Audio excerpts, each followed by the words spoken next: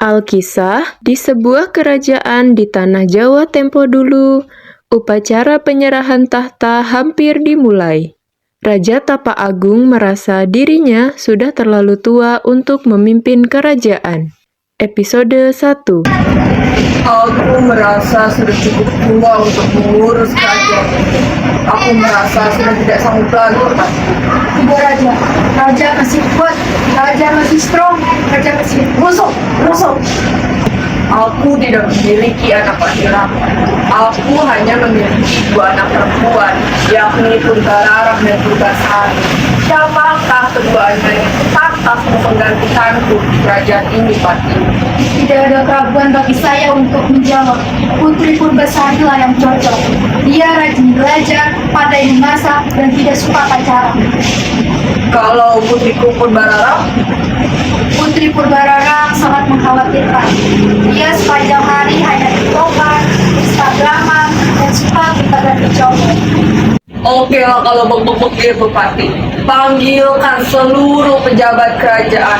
Hari ini juga aku akan melangsungkan upacara penyerahan tahta. Menteri Woro-Woro mengumumkan ke seluruh penjuru kerajaan. Kepada seluruh pejabat kerajaan, segeralah menghadiri ruang inti istana. Secepatnya tinggalkanlah segala bentuk online. Segeralah.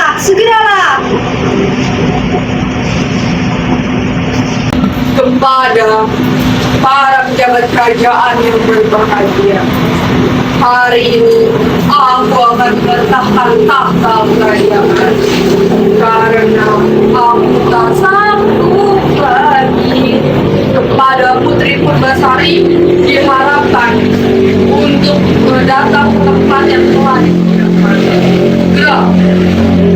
Semua bengong karena yang dipanggil adalah Putri Purbasari, bukan Purbararang. Ayahanda, mengapa aku yang dipanggil? Bukannya Bayu Purbararang. Karena menurut pendapatku dan Pati, kamulah yang cocok untuk memimpin kerajaan ini, bukan Putri Purbararang.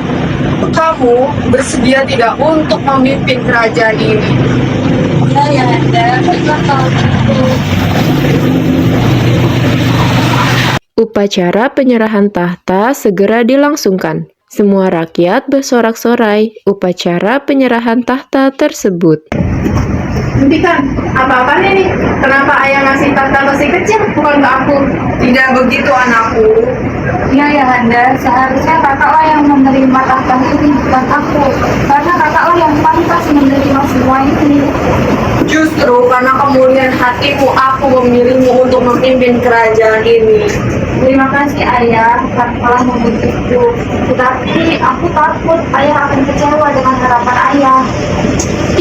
Kalau saja ya, kerajaan ini pasti akan dapat kutukan karena nggak menjalankan aturan sebagaimana mestinya. Tidak, anakku. Episode 2. Purbararang mengajak tunangannya, Pangeran Indrajaya, menemui dukun pelet number 1, Nironde, untuk menyingkirkan Purbasari. Aku sebel banget tahu sama Putri Purbasari. Kayaknya aku mau bikin perhitungan deh sama dia. Bagaimana caranya? Kamu aja kalah pinter dari dia. Bagaimana mau buat perhitungan? Percaya saja kamu tidak bisa. Apalagi buat perhitungan sama Purbasari. Kocak ih. Maksudnya aku mau bikin Putri Purbasari itu menderita sama sengsara. Bagaimana caranya? Kamu nih jangan kayak gitu toh sama adik sendiri. Ya lagian sih dia yang gantiin posisinya ayah. Makanya aku ngajak kamu ke sini. Rumah siapa ini? Di Ronde. Loh, mau beli wedang ronde kau jauh-jauh ke sini? Kan di jalan baru ada toh. Ini nih rumahnya nih Ronde, dukun aku yang bisa mengatasi semua masalah. Ujuk-ujuk mak bedunduk, Nironde pun muncul. Hapunten, Mbak Ronde. Hati-hati anak muda, jaga bicaramu, mulutmu adalah harimaumu. Begini Mbak, kami kesini tuh mau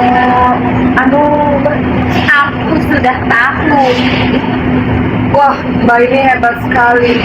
Belum kita bilang apa-apa kok sudah tahu. Ya jelas kalian kesini pasti mau anu. Tapi masalahnya anu itu apa? Jadi begini Mbak, aku kan punya adik namanya Putri Purbasari. Nah, aku kesel banget sama dia. Bisa nggak Mbak kasih perhitungan ke dia? Oh, gampang. Apa itu Mbak? Patrok. Barang begini kok nggak tahu. Anak muda jangan ketinggalan zaman. Yang sudah tua aja tahu. Wah, emangnya bisa Mbak? Dunia perdukunan tidak boleh ketinggalan zaman. Dengan barang ini, ilmuku akan menjadi lebih terupdate. Oh, ya udahlah, terserah Mbaknya aja gimana. Episode 3. Purbasari bangun dari tidurnya.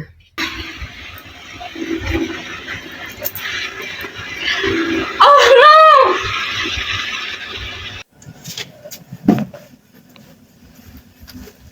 Ada apa putriku? Padahal selama ini kamu tidak memiliki alergi apapun. Apa ini karena make up? Tidak Yanda, aku juga tidak tahu. Ih, ini pasti kutukan. Kan kemarin ayah nggak dengerin apa yang aku bilang.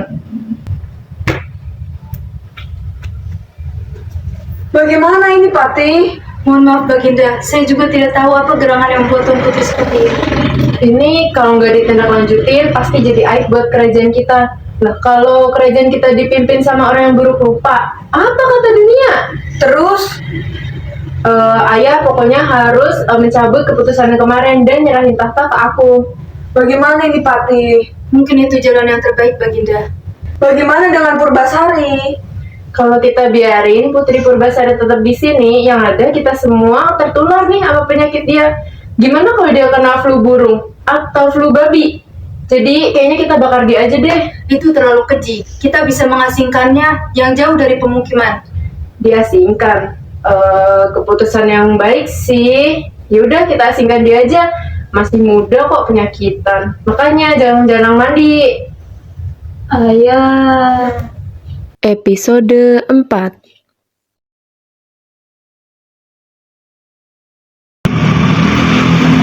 Tuan Putri, mohon maaf, saya hanya bisa sampai sini saja. Ya apa Patri? Sudah lebih dari cukup. Baiklah Tuan Putri, saya izin untuk kembali ke istana karena sudah dikejar deadline. Silahkan Patri, terima kasih. Patih meninggalkan Purbasari sendirian. Waktu berlalu dan berjalan. Dia semakin nyaman di hutan itu. Dia memiliki banyak teman, tetapi bukan manusia, melainkan bangsa binatang. Di kerajaan, Purbararang memerintah kerajaan dengan sangat angkuh. Raja Tapa Agung semakin tua dan sakit-sakitan, merasakan penderitaan putri tercintanya, Purbasari. Di tempat lain, tepatnya di Hayangan, ada seorang dewa muda yang tampan bernama Guru Minda telah melakukan kesalahan sehingga dikutuk turun ke bumi oleh dewa senior. Tetapi tidak dalam wujud manusia, yaitu dalam wujud lutung, yang kemudian dipanggil Si Utung. Si Utung bergelayutan ke sana kemari, hingga pada suatu hari dia melihat seorang putri yang tidak begitu cantik sedang mandi di sungai. Dia ngintip.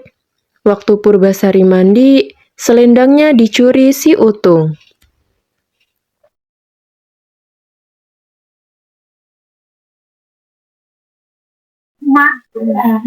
Aduh, selendangku kemana ya? Si ikan tidak mungkin mengambilnya. Tolong, tolong. Siapa yang lihat selendangku? Di hutan sekecil ini, mana mungkin ada manusia lain yang selendangku. Sayembara, sayembara.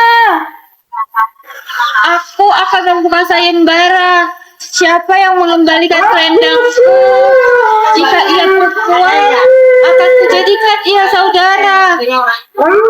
Tetapi jika ia laki-laki, maka akan aku jadikan ia suamiku. Tiba-tiba, si Utung mengembalikan selendang Purbasari. Episode 5. Waktu berlalu. Hubungan antara Purbasari dan si Utung semakin akrab. Sementara itu, di kerajaan, keangkara murkaan semakin merajalela. Purbararang semakin bertindak sewenang-wenang. Semua rakyatnya hanya tiktokan sepanjang hari. Dunia malam berdiri di mana-mana. Semuanya jadi kacau balau. Hal ini menimbulkan kecemasan di hati mantan Raja Tapa Agung. Patih, aku semakin tak mengerti dengan apa yang dilakukan oleh Purbarara. Kerajaan menjadi kacau balau. Apakah kamu sudah menjenguk Purbasari? Belum Baginda, semenjak 2,5 tahun yang lalu. Patih, tolong jenguk dia. Kapan Baginda? Tahun depan. Sekarang, Patih. Baik Baginda. Patih pun menuju hutan untuk menjemput Purbasari. Kasihan sekali gadis itu. Jika wajahnya tidak bentol-bentol seperti itu, pasti sangat sakit. Ada yang tidak beres dengan kulitnya. Aku harus membantunya. Purbasari kemudian menuju sungai untuk mandi. Tiba-tiba terdengar suara dari langit. Purbasari mencoba mencari dari mana asal suara itu. Kemudian dia mulai melanjutkan mandi dengan membaca.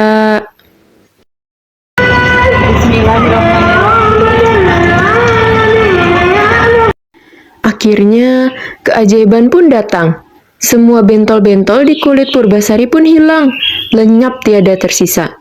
Kecantikan pun terpancar. Alhamdulillah ya Allah.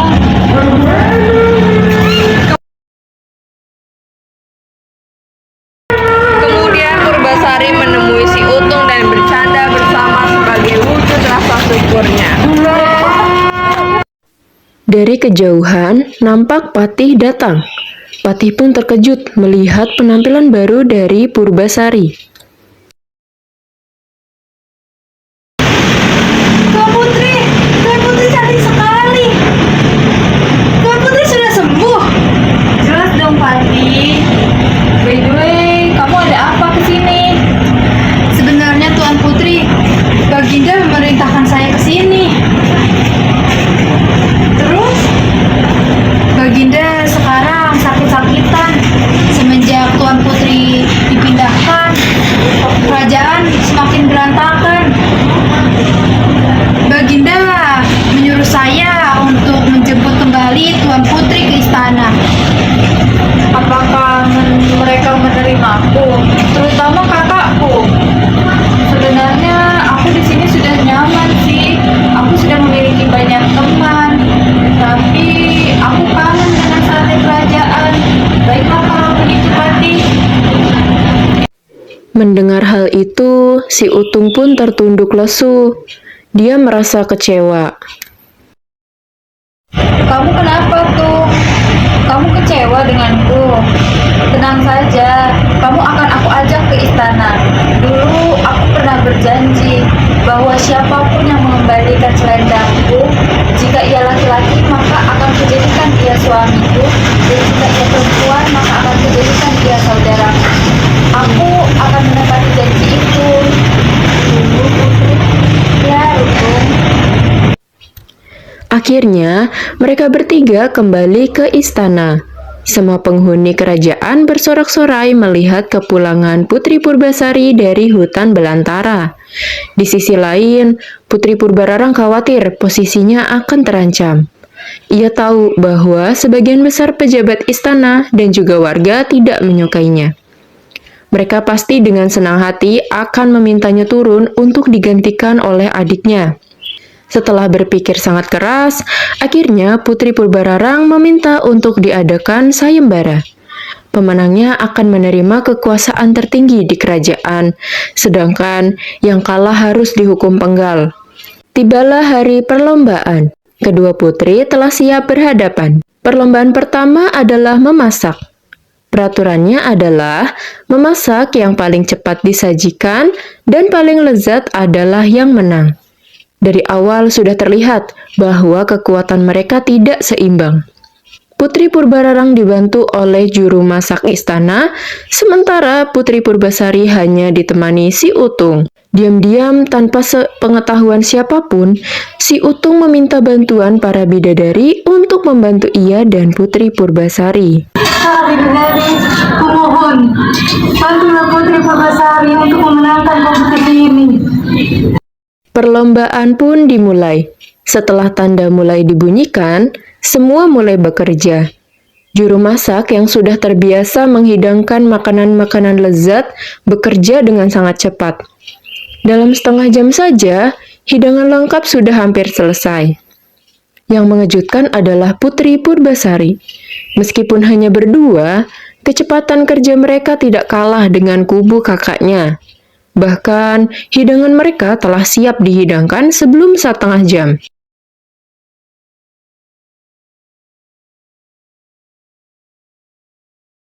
Seorang bidadari menaburkan bumbu rahasia kayangan yang akan melezatkan masakan hingga rasanya tiada tara.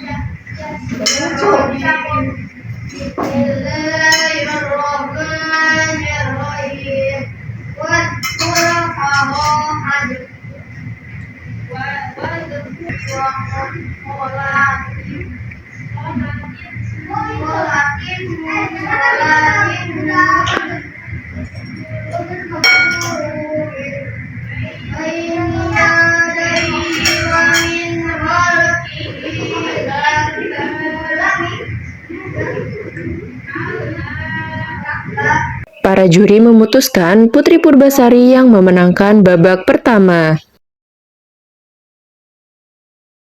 Putri Purbararang dengan murka segera memecat juru masaknya. Putri Purbararang mengganti semua juri untuk perlombaan babak kedua. Gak adil. Jangan-jangan juri ini nih bersekongkol sama Putri Purbasari. Aku pengen semua juri ini termasuk dia diganti. Baiklah Mbak Iyu, mari kita lanjutkan ke perlombaan kedua saja. Perlombaan kedua pun dimulai. Hah, sejak kecil rambutku selalu lebih panjang daripada rambutnya. Awas Purbasari, kali ini habislah kau. Pertama, para pelayan mengurai rambut Putri Purbararang dan mengukurnya.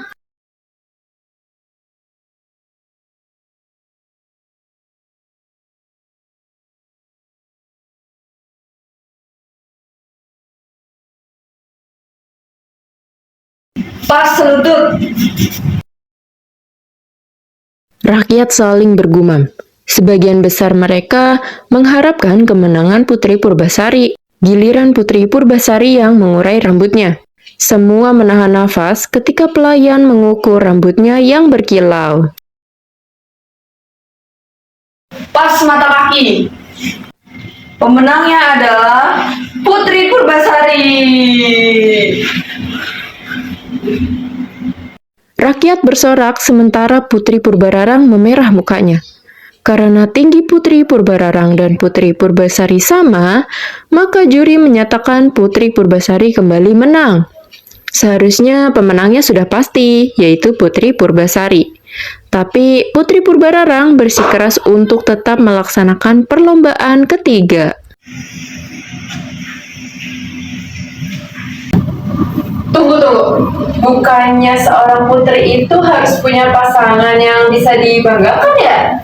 Apa coba kata negara tetangga kalau suami ratu buruk rupa?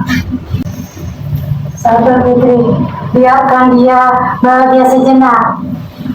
Purbararang, kau bilang aku jelek rupa. Coba kau ngaca. Putri Purbasari berusaha tenang meskipun ia tetap khawatir. Karena lomba ketiga ini adalah menentukan pasangan siapakah yang paling gagah dan tampan. Sudah jelas Putri Purbararang ada di atas angin. Pangeran Indrajaya memang sangat gagah dan tampan. Sedangkan Putri Purbasari tidak memiliki pasangan. Selain si Utung tentunya. Tapi haruskah ia mengakuinya sebagai pasangan? Purbasari, kali ini kau kalah dari aku. Lihat nih, pasangan aku. Emang bisa dibandingin sama Lutungmu itu?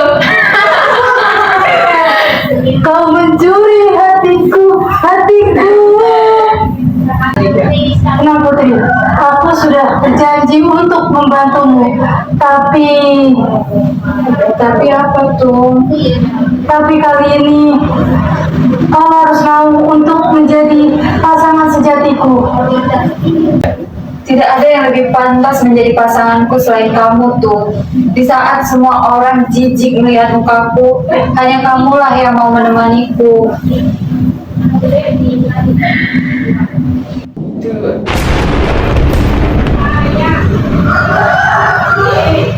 Siapa yang kau cari Putri? Utung, di mana dia? Akulah si Utung.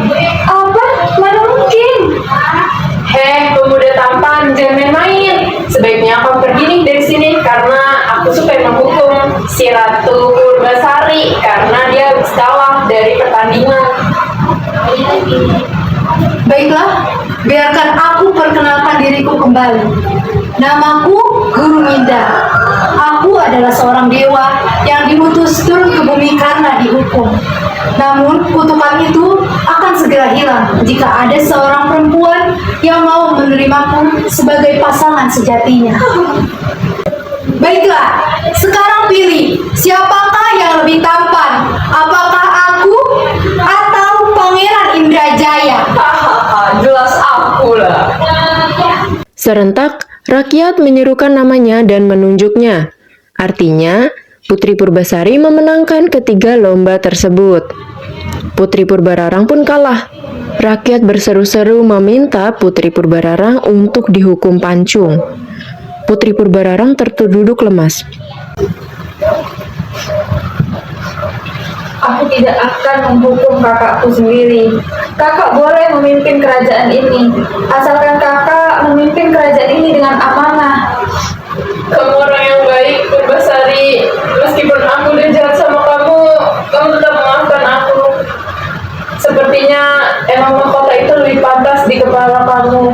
Maafkan aku. Tidak apa, kakak. Hari itu juga dilangsungkan pernikahan Putri Purbasari dan Guru Minda.